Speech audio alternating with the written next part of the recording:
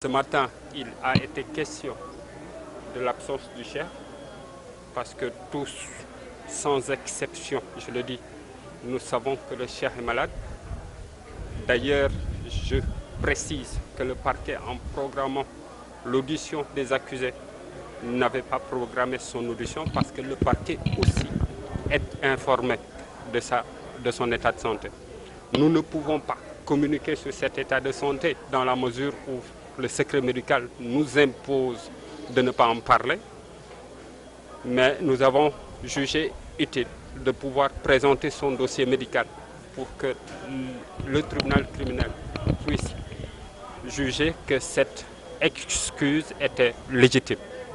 Malheureusement pour nous, le tribunal a estimé que les pièces versées n'étaient pas suffisantes du moins pour pouvoir légitimer cette excuse.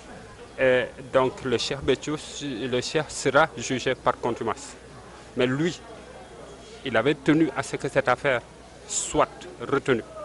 Parce que ceux qui sont en détention sont ces talibés. Et la détention a été longue. Tout le monde, tous tant que nous sommes, nous savons aujourd'hui, personne au Sénégal ne peut dénier au cheikh le fait qu'il croyait en Seigne Saliou. Personne ne peut dénier au cheikh le fait que le 17 avril était un jour hyper important pour lui. Parce que c'est le jour où il commémore sa rencontre avec Seigne Saliou. S'il n'a pas pu se présenter aujourd'hui ici au Sénégal pour commémorer ce jour-là, c'est parce qu'effectivement son état de santé ne le lui permettait pas. Mais soit, le tribunal a décidé, on va le juger par contumace et les autres seront jugés. Et nous invitons aujourd'hui tout le monde à la sérénité parce qu'effectivement du temps a coulé.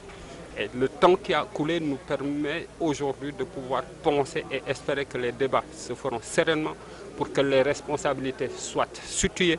Parce qu'aujourd'hui, on est en matière pénale où c'est une responsabilité individuelle qui se doit d'être affirmée et prouvée. Pour une personne dissociée, on aurait pu aussi envisager l'hypothèse d'une dissociation avec le jugement de l'affaire par rapport au cheikh et le jugement des autres aujourd'hui. Le jugement par contumace, qu'est-ce que cela sous-tend réellement pour le profane qui vous est? Le jugement par contumace, en fait, c'est un jugement par défaut réputé contradictoire. C'est-à-dire la personne est informée de l'existence ou de la tenue de son procès. Elle ne se présente pas. Les juges vont juger.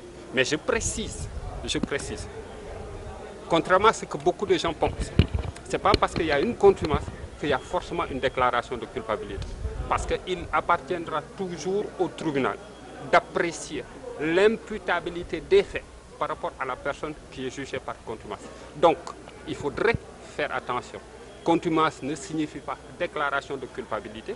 Il faudra que les faits qu'on leur reproche ou qu'on lui reproche, qu'ils puissent être articulés et prouver que ces faits-là, il les aurait commis.